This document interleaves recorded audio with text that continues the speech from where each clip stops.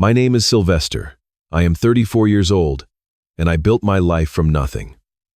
After escaping poverty through a tech career, I finally had it all. 3 days before my birthday, I checked my bank account to finalize the down payment on my dream house. That is when I saw it. My credit card was maxed out. $25,000 missing. Gone. For years, I had supported my parents financially, never questioning their needs. I never imagined they would be the ones to betray me. Before I continue this story, drop a comment telling me where you are watching from. Hit that like button and subscribe to hear how my seemingly perfect family life shattered in an instant. I grew up in a small, rundown neighborhood on the east side of Detroit.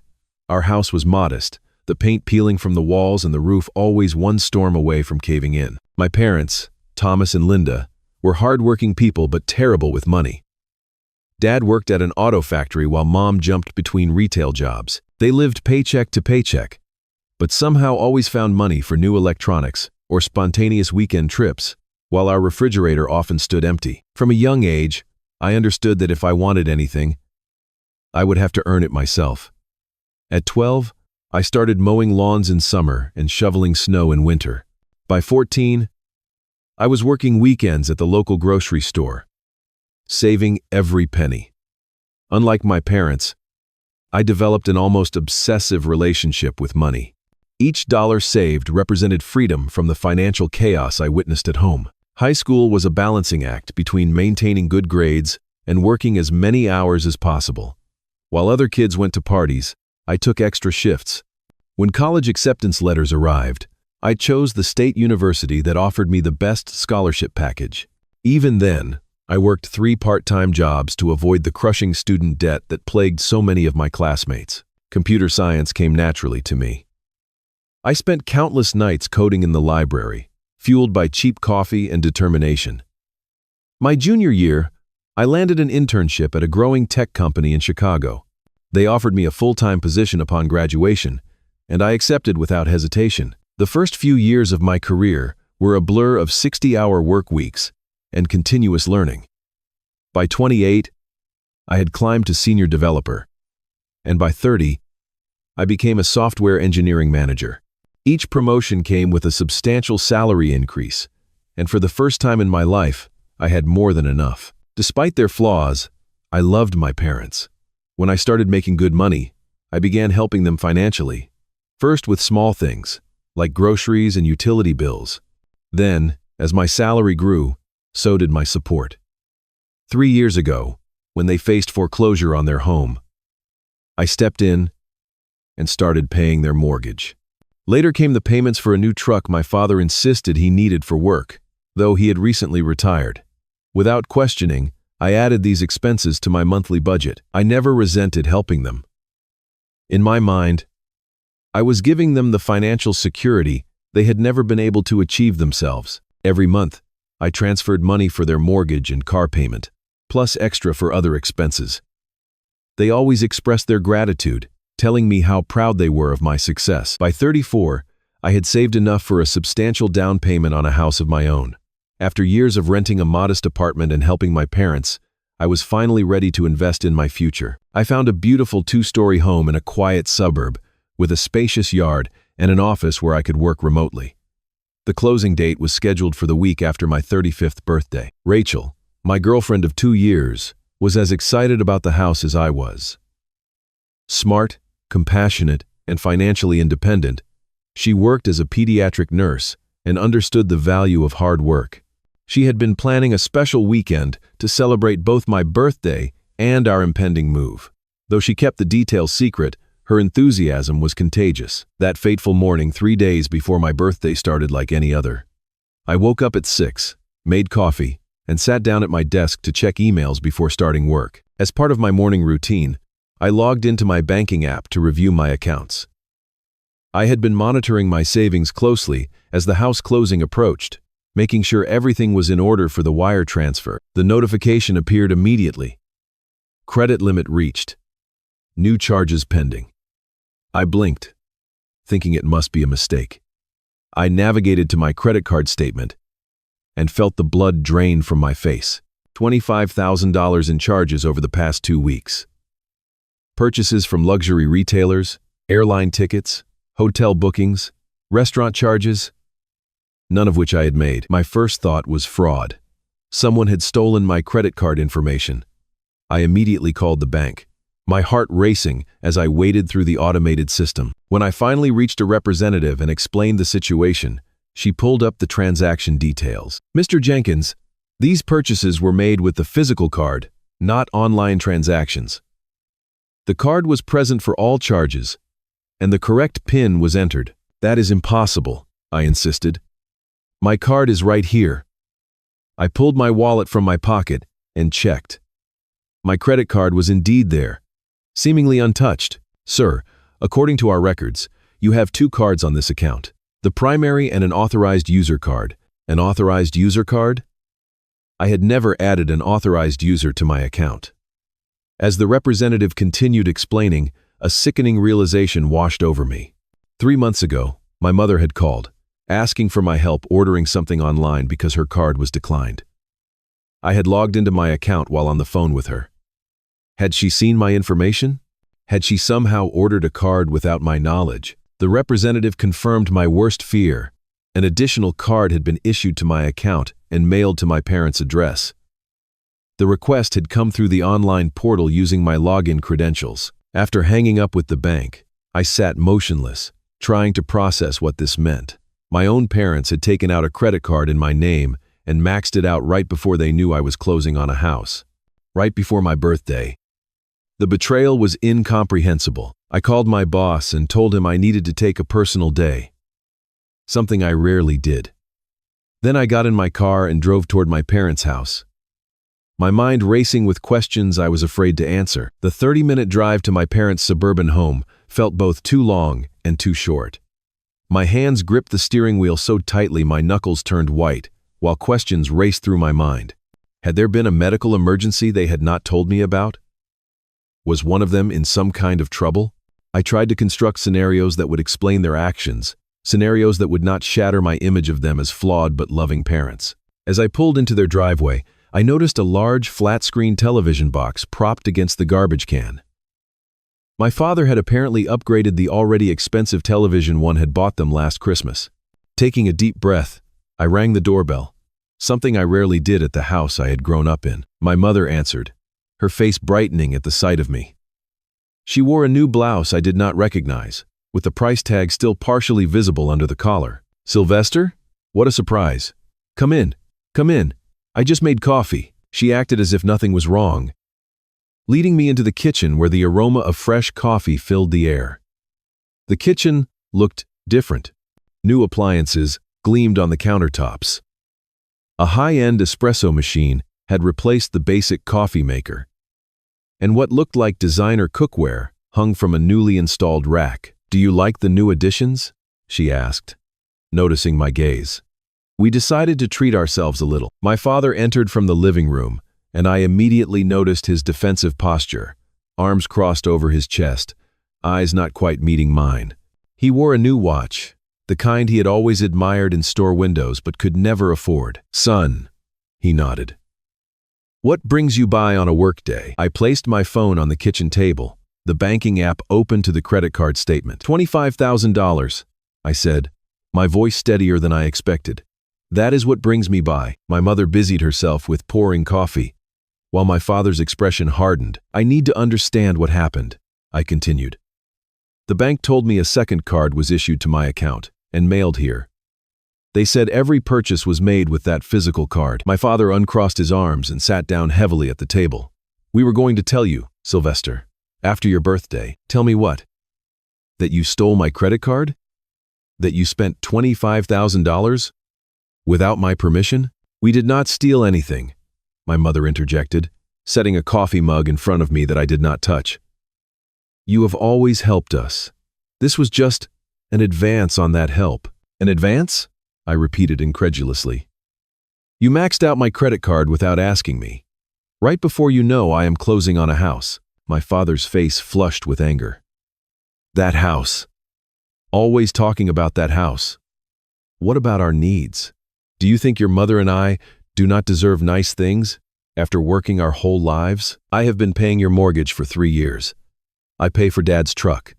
I give you extra money every month. If you needed something, why not just ask me? Because you would have said no, my mother replied simply. You and your budgets and your financial planning.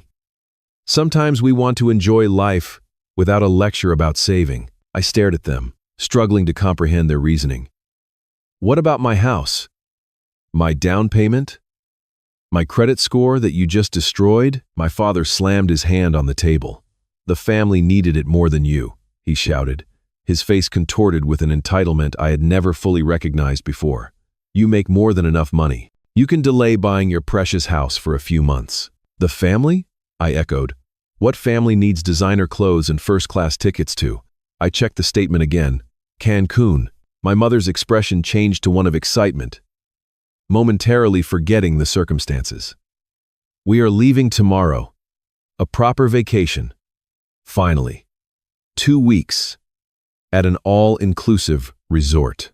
We even upgraded to the Ocean View suite. The realization hit me like a physical blow. You planned a luxury vacation with my money, without telling me. And you are leaving tomorrow? Right before my birthday? For a moment, silence filled the kitchen. Then my mother laughed, a dismissive sound that cut deeper than any of her words. Oh, your birthday. You are turning 35, not 12. You can celebrate alone. We had better plans. In that moment, I saw my parents clearly for perhaps the first time in my life. I remembered the birthdays throughout my childhood when my presents were mysteriously delayed because they had spent the money elsewhere. The time I needed dental work and was told to tough it out while they bought a new entertainment system.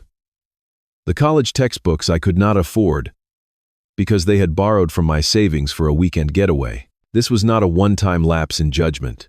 This was a pattern of behavior that had existed my entire life, one that I had normalized and excused. I had worked so hard to escape financial instability, only to allow them to drag me back into it again and again. I see, I said, my voice calm despite the storm raging inside me. Then do not ever call me again. I stood up, leaving the untouched coffee on the table. Sylvester, do not be dramatic, my mother said, rolling her eyes. You will get over it. You always do. Not this time, I replied, walking toward the door. Enjoy Cancun. It is the last thing I will ever pay for. My father followed me, his anger giving way to nervous concern. What about the mortgage payment next month? And the truck? I turned to look at him one last time before leaving. I guess you should have thought about that before stealing $25,000 from me. As I walked out the door, neither of them called after me or apologized. The last thing I heard was my mother telling my father not to worry, that I would come around as I always did. They had such confidence in their power over me, in my inability to break free from the cycle of manipulation. Their certainty was perhaps the most painful realization of all. The drive home passed in a blur. I could not remember stopping at traffic lights or navigating turns. My body operated on autopilot, while my mind replayed the confrontation in vivid detail. Each dismissive laugh from my mother, every entitled statement from my father echoed in my head, growing louder with each mile. Halfway home, I had to pull over. My hands shook too violently to grip the steering wheel, and nausea rose in my throat. I sat on the shoulder of the road, cars rushing past, and tried to breathe through the panic attack gripping my chest. Memories surfaced unbidden, moments from childhood I had buried or rationalized away. My 10th birthday, when my parents promised a special dinner but forgot entirely because they had spontaneously decided to attend a concert. The Christmas they gave me a single action figure while they gifted each other expensive electronics. My high school graduation, when they left early to attend a neighbor's barbecue, each memory carried the same message. Their wants would always outweigh my needs. I had spent a lifetime making excuses for them, creating elaborate justifications for their behavior. They were stressed about money. They worked hard and deserved treats. They did not understand the importance of saving. But now, with $25,000 of evidence, I could no longer deny the truth. They did not care about harming me if it meant getting what they wanted. When I finally made it home, I collapsed on my couch, physically and emotionally exhausted. My phone buzzed with a message from Rachel. Finalizing birthday surprise plans. Cannot wait to celebrate with you. Sal, I could not bring myself to respond. How could I explain that while she had been planning something special, my parents had been systematically destroying my credit and stealing my down payment? The shame was overwhelming. I had allowed this to happen. I had given them access to my life, my finances, my trust, and they had exploited every bit of it. Eventually, I texted her. Need to rain check on birthday plans. Not feeling well. Talk later. For the next 24 hours, I did not leave my apartment. I did not eat. I barely slept. I alternated between staring blankly at walls and researching credit card fraud committed by family members. The information was not comforting. Because I had previously provided financial support, proving fraud would be complicated. The fact that I had not immediately reported the card as stolen after discovering it was issued would further complicate matters. Late the next evening, a notification from a social media app caught my attention. My cousin had liked a photo posted by my mother. With a sense of dread, I opened the app. There they were, my parents, smiling broadly at the airport departure gate. The caption read, "Off to paradise. First class, all the way." The timestamp showed they had posted it just hours after our confrontation. They had not even waited a full day before continuing with their plans. Using my stolen money to fund their luxury vacation, while my credit score plummeted and my house closing approached, something broke inside me. The final thread of hope that they might come to their senses, that they might recognize the gravity of what they had done, snapped cleanly. In its place grew something unexpected. Clarity. Cold, sharp clarity that cut through decades of emotional manipulation. I had been enabling them for years. Every time I paid a bill without question. Every time I accepted their excuses. Every time I welcomed them back into my life after a disappointment, I had taught them that there were no consequences for taking advantage of me. That night, as I looked at the photo of them beaming at the airport gate, I made a decision. There would be consequences this time. I would no longer set myself on fire to keep them warm. I would reclaim my financial independence, my emotional well-being, and my future. With this resolution came an unexpected calm. The panic subsided, replaced by determination. The path forward was difficult, but clear. I would need to protect myself, legally and financially, from the two people I had trusted most in the world. I opened my laptop and began making a list of every financial connection between us, every account they might have access to, every automatic payment I made on their behalf. By morning, I had a comprehensive plan. It would not recover the stolen money immediately, but it would ensure they could never take from me again. As dawn broke, I finally fell into a dreamless sleep, more at peace than I had felt since discovering the theft. When I woke hours later, I was ready to take back control of my life. With new clarity and purpose, I took a day off work to fully address the financial disaster my parents had created. My first call was to a financial advisor recommended by a colleague. The advisor, Michael Branson, agreed to see me immediately when I explained the urgency of my situation. "Unfortunately, what you are describing is not uncommon," Michael said after I explained everything. "Financial abuse by family members is something I see regularly, though the amount in your case is particularly substantial." He reviewed my credit report, confirming what I already feared. My previously excellent credit score had dropped nearly 100 points due to the maxed-out card. This would potentially affect the interest rate on my mortgage if I could still qualify at all. "You have several options," Michael explained. "The cleanest from a legal perspective is to report the card as fraudulently obtained and file a police report. However, that would potentially expose your parents to criminal charges." Despite everything, the thought of my parents facing arrest made me hesitate. Michael noticed my reaction. "Alternatively, you can dispute the charges with the credit card company without involving law enforcement, though your chances of full reimbursement are lower. You would need to provide evidence that you did not authorize these specific purchases." "What about my financial entanglements with them? The mortgage and car payments I have been making, those are separate issues," he said. "You have no legal obligation to continue those payments. They are gifts, not contracts, unless you have something in writing. From Michael's office, I went directly to meet with Patricia Klein, an attorney specializing in financial issues. Her assessment was blunt. The unauthorized credit card is straightforward fraud, she said.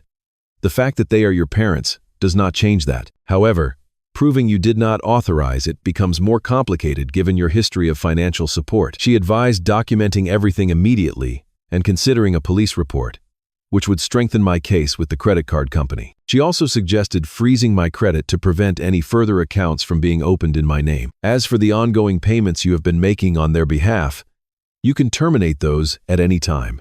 They may try to claim you made promises or that they have become dependent on your support. But without written agreements, they have little legal recourse. Armed with professional advice, I returned home and began implementing my plan. First, I froze my credit with all 3 major bureaus to prevent any new accounts from being opened. Then I changed every password for every financial account I owned, enabling 2-factor authentication wherever possible. Next came the most difficult step. I called the credit card company again, this time to formally dispute the charges and report the card as fraudulently obtained. I explained that while I had not originally authorized the additional card, I was only now learning it had been requested and used without my knowledge or permission. The representative walked me through the dispute process and advised me that an investigation would follow.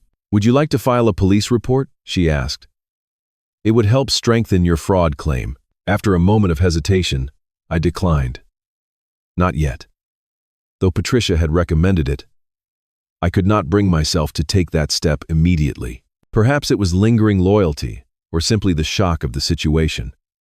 But I wanted to try resolving this without law enforcement first. With the fraud claim initiated, I turned my attention to the automatic payments I had been making for my parents. For the past 3 years, I had set up transfers for their mortgage, my father's truck loan, and an additional $1,000 each month for general expenses. While reviewing these payments, I discovered something that reignited my anger.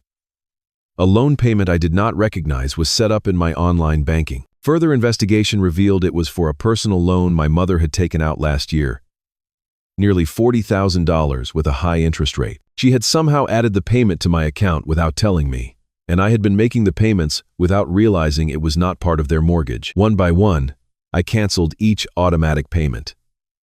The mortgage company required a phone call to remove my information from their account. The truck loan was simpler, just deleting the scheduled transfer from my banking portal. The mysterious personal loan required another call, during which I learned my mother had listed me as a co-authorized payer without my consent. Another violation of my financial boundaries. Each cancellation brought a mixture of guilt and liberation. I had been raised to believe family always came first, that supporting my parents was my responsibility as a successful son. Breaking those deeply ingrained beliefs was painful, even when faced with irrefutable evidence of their exploitation. After handling the immediate financial issues, I called Rachel. I had been avoiding her messages, unsure how to explain the situation without sounding like a failure. How could I admit that at 34 years old, I had allowed my parents to manipulate me so completely? When I finally told her everything, her reaction surprised me. There was no judgment, only outrage on my behalf, and unwavering support. "Sylvester, this is not your fault," she insisted. "They took advantage of your generosity and love. Anyone would be devastated." "But I should have seen it coming," I argued. "The signs were there my whole life." "We often cannot see clearly when it comes to family," she said gently. "But you are seeing clearly now, and you are taking the right steps to protect yourself." Her validation strengthened my resolve. That evening, we reviewed my financial plan together, and she helped me draft emails to my mortgage lender and realtor, explaining the situation and asking about options for proceeding with the house purchase, despite the credit issues. Throughout all this, my parents remained silent. According to their social media, they had arrived in Cancun and were enjoying their luxury resort, apparently unconcerned about the chaos they had created in my life. Their carefree photos at beach, restaurants, and infinity pools, all paid for with my stolen money, reinforced that I had made the right decision. By the end of the week, I had reclaimed control of my finances. My accounts were secure, the automatic payments canceled, and the fraud investigation underway. The house purchase was on hold pending resolution of my credit issues, a painful but necessary delay. Though the $25,000 remained in dispute, though my credit score was damaged, and though my relationship with my parents lay in ruins, I felt stronger than I had in years. For the first time in my adult life, I was putting myself first, refusing to be the safety net for people who had proven they would always take more than I could give. 2 weeks passed. My daily routine resumed, though nothing felt normal. The credit card company investigation proceeded slowly. My mortgage application remained in limbo. Rachel and I celebrated my birthday quietly. A small dinner at home instead of the weekend getaway she had originally planned. Then my parents returned from Cancun. I knew this not because they contacted me, but because my cousin texted to ask why I had abandoned my parents when they returned to find their mortgage payment overdue and a notice on their door. Within hours, my phone exploded with messages and calls. First from my father, then my mother, then various extended family members. I let them all go to voicemail. Not yet ready for the confrontation I knew was coming. My father's messages grew increasingly hostile. You had no right to stop those payments without warning. Your mother is devastated. Call us immediately. My mother's took a different approach, alternating between guilt trips and minimizing what had happened. Sweetie, we just borrowed the money. We were going to pay it back eventually. You are making this into such a big deal. The most surprising call came from my Aunt Sarah, my mother's sister. Sylvester, your parents told us you cut them off completely because they used your credit card for a small vacation. Don't you think you are overreacting? Family helps family. I finally answered her call, realizing my parents were spinning a very different version of events to the extended family. Aunt Sarah, they did not use my card with permission. They fraudulently obtained a card in my name and spent $25,000 without my knowledge. They maxed out my credit right before my house closing. Silence greeted my explanation, then a hesitant, "That cannot be right. Your mother said you had agreed to help with their vacation." I never agreed to anything. I never even knew about the card until I saw the charges. They stole from me, plain and simple. The conversation ended awkwardly, with my aunt clearly unsure who to believe. Similar discussions followed with other family members. Some, like my Uncle Robert, immediately took my side. "I always wondered how they afforded that trip when they complain about money constantly," he said. Others remained firmly in my parents' camp, convinced I was being selfish and unfilial. 5 days after their return, the inevitable confrontation arrived. I was working from home when aggressive knocking rattled my apartment door. Through the peephole, I saw my parents standing in the hallway, my father's face flushed with anger. For a moment, I considered not answering. But this confrontation needed to happen eventually, and I preferred it on my territory rather than theirs. I opened the door, but blocked the entrance. "We need to talk," my father demanded, attempting to push past me into the apartment. "We can talk here," I replied firmly, not moving aside. "This is ridiculous," my mother interjected. "Let us in, Sylvester. We are your parents." Against my better judgment, I allowed them entry, closing the door behind them.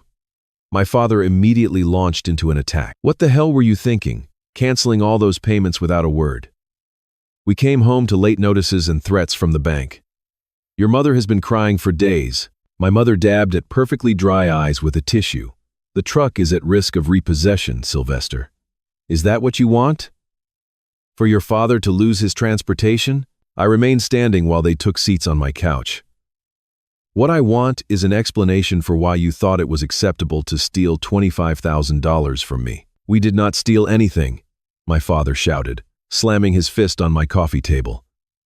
"The family needed that money more than you did for your ridiculous house." "What family?" I asked calmly. "The family that went on a luxury vacation without me? The family that laughed about me celebrating my birthday alone? That family?" My mother shifted tactics, her voice softening. "Honey, we always intended to pay you back. We just needed a break. You know how hard things have been for us." "Things have been hard because you make them hard," I replied. "You have no mortgage payment because I pay it. You have a new truck because I pay for it. You even have me paying for a personal loan I knew nothing about. And still, it was not enough. You had to take more. So now you are punishing us," my father accused. Cutting us off without warning because of one mistake. This was not a mistake, I said, my voice level despite my racing heart. A mistake is forgetting to return a borrowed book. This was calculated. You requested a card in my name, had it mailed to your address, and systematically maxed it out over 2 weeks. Then you planned a vacation to leave the country right after I would discover it. We were going to surprise you, my mother tried. We planned to bring you back something special from Cancun for your birthday. The absurdity of her claim nearly made me laugh. A souvenir bought with my own stolen money? How generous. My father's face darkened. You have become so selfish since you started making good money. After everything we did for you growing up, what exactly did you do for me? I asked, the question silencing him momentarily. I worked since I was 12 to buy my own clothes and school supplies. I paid my own way through college. I built my career without help from either of you. And as soon as I became successful, you attached yourselves to my finances like I owed you for simply existing. How dare you speak to us that way? My mother gasped.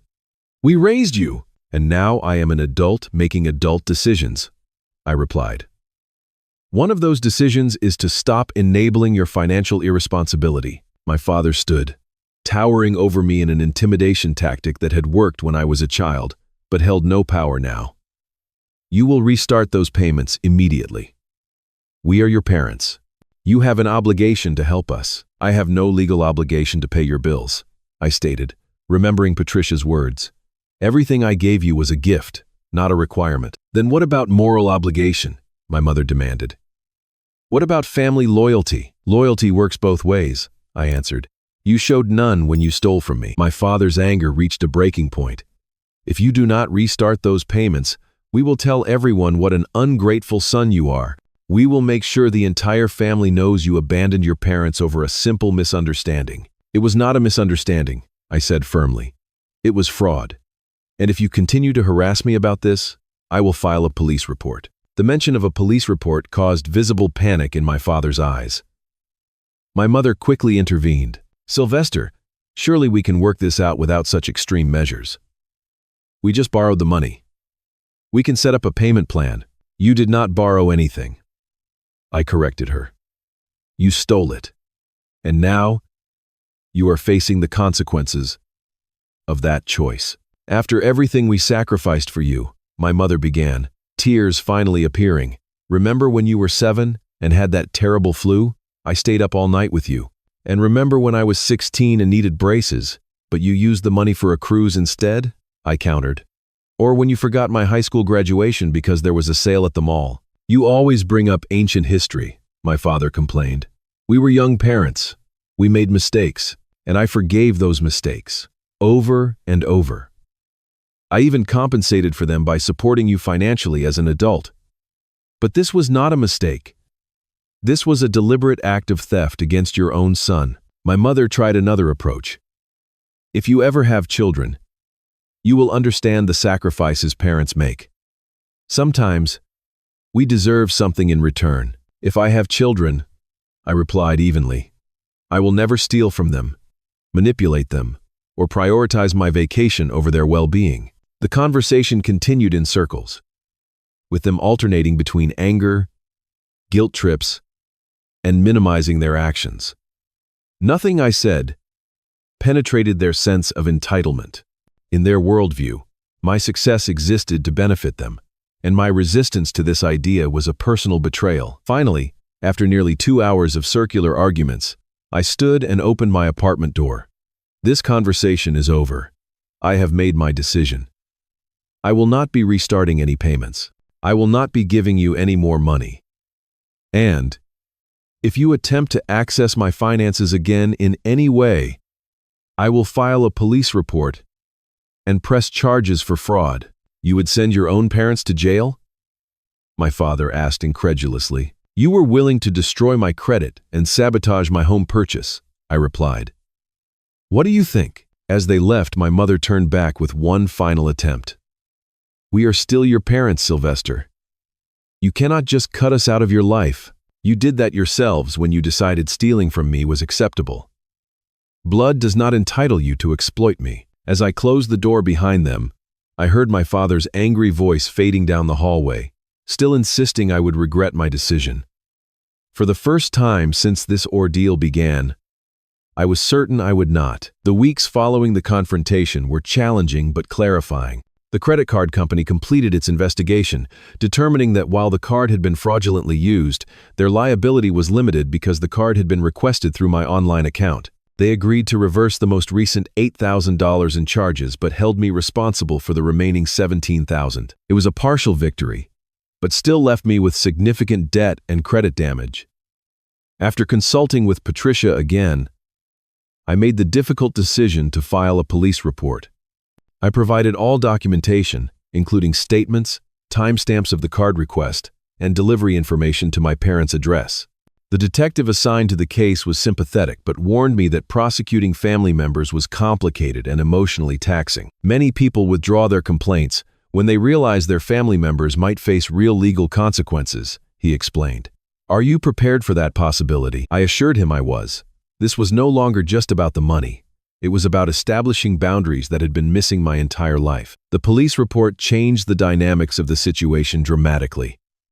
The credit card company, now with law enforcement involvement, agreed to reverse all charges and restore my credit score. My parents received a visit from the police, resulting in my mother calling me in hysterics. "How could you do this to us?" she sobbed. "The police came to our door. The neighbors saw everything. I warned you there would be consequences," I reminded her.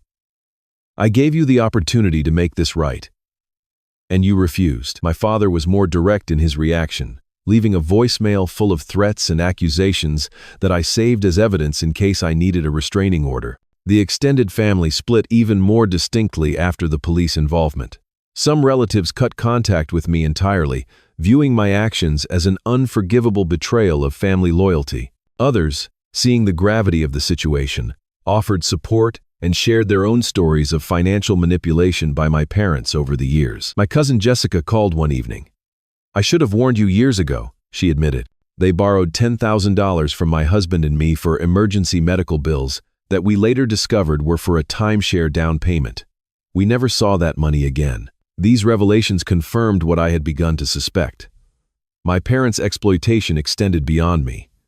I had simply been their most reliable and generous target. With the credit card situation resolved, I turned my attention back to the house purchase. The delay had cost me the specific property I had been pursuing, but my lender worked with me to maintain my pre-approval status once my credit was restored. Rachel helped me restart the search, and we found a smaller but equally appealing home in a neighboring community. "It is actually a better layout for us," Rachel noted during a tour, then blushed at the implication of a shared future. We had been discussing moving in together before this crisis, and despite the setbacks, those plans remained intact. Throughout this period, I began working with a therapist specializing in family trauma. Dr. James Henderson helped me recognize patterns that had been established in childhood and carried into my adult relationships. "Financial abuse often accompanies emotional manipulation," he explained during one session.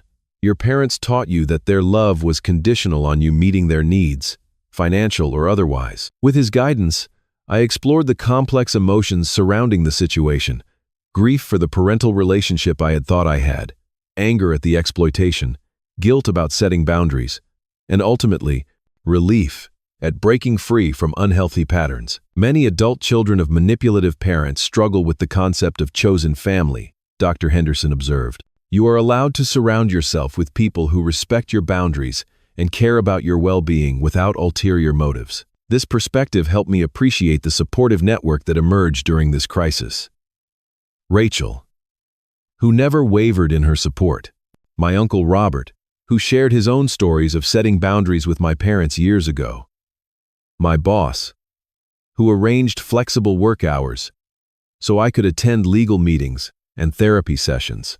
These were people who demonstrated what healthy relationships actually looked like. 3 months after discovering the theft, I celebrated my birthday again, a redo of the occasion that had been overshadowed by crisis. Rachel organized a small gathering at her apartment with a few close friends.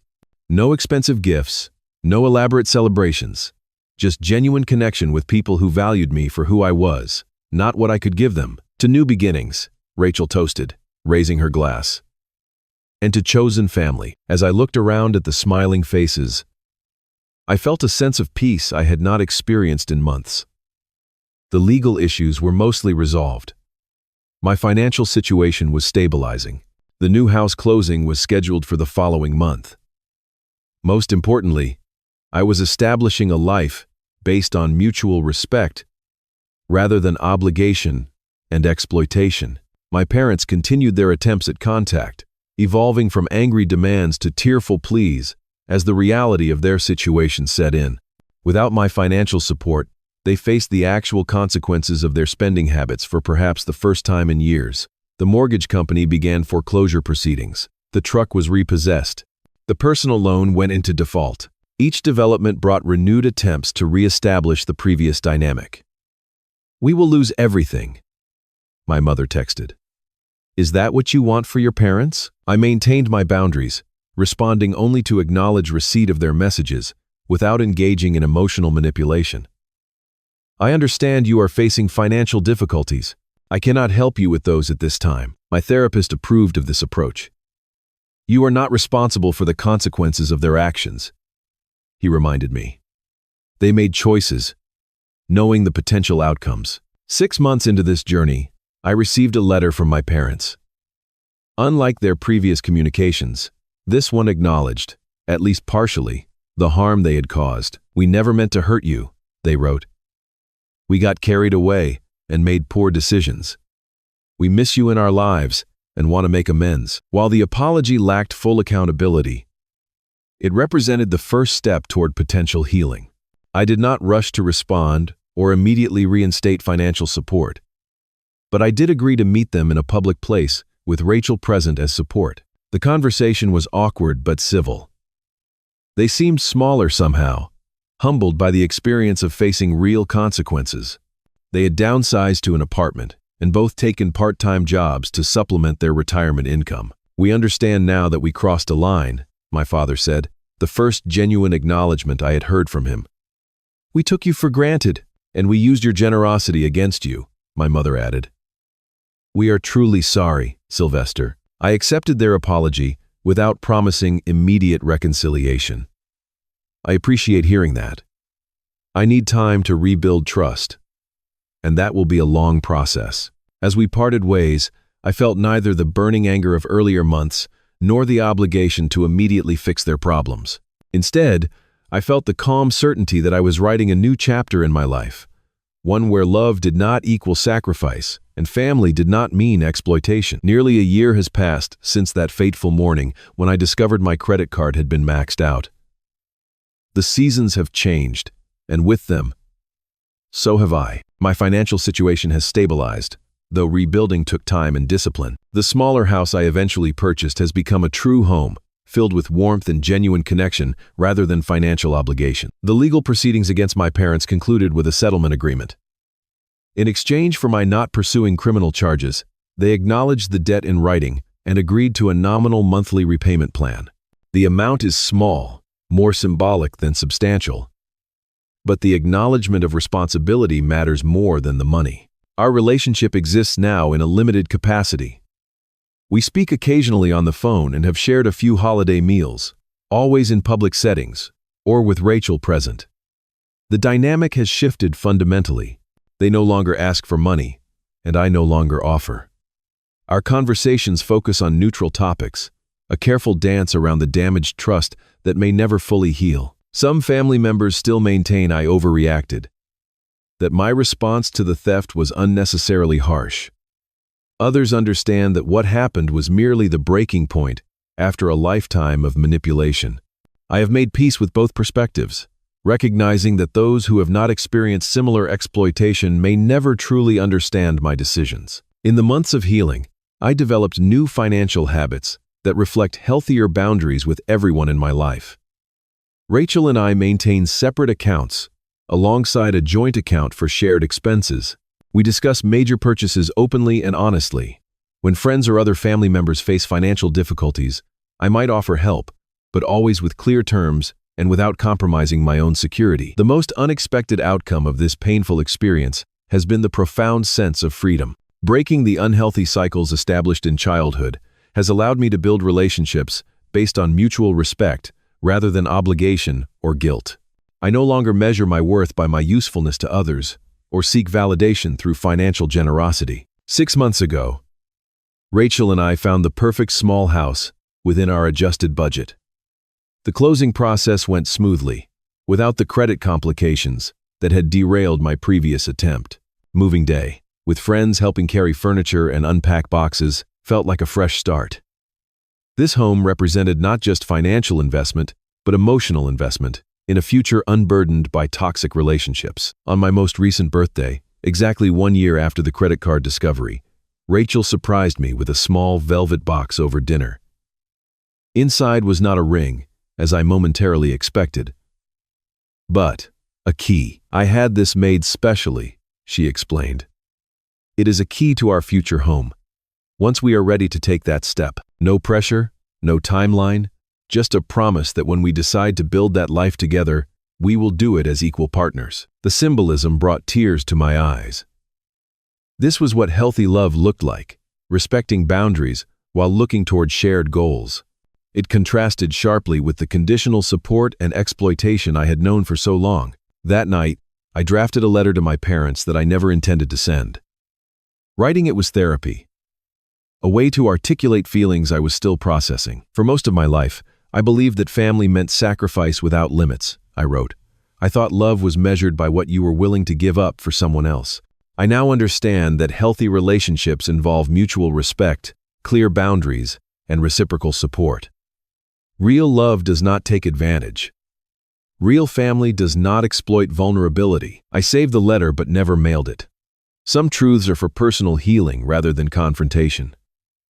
Instead, I focus on building the family I choose, one based on the values I now hold dear. The deeper lesson in all of this has been that true support never comes with strings attached. Real love does not exploit or manipulate.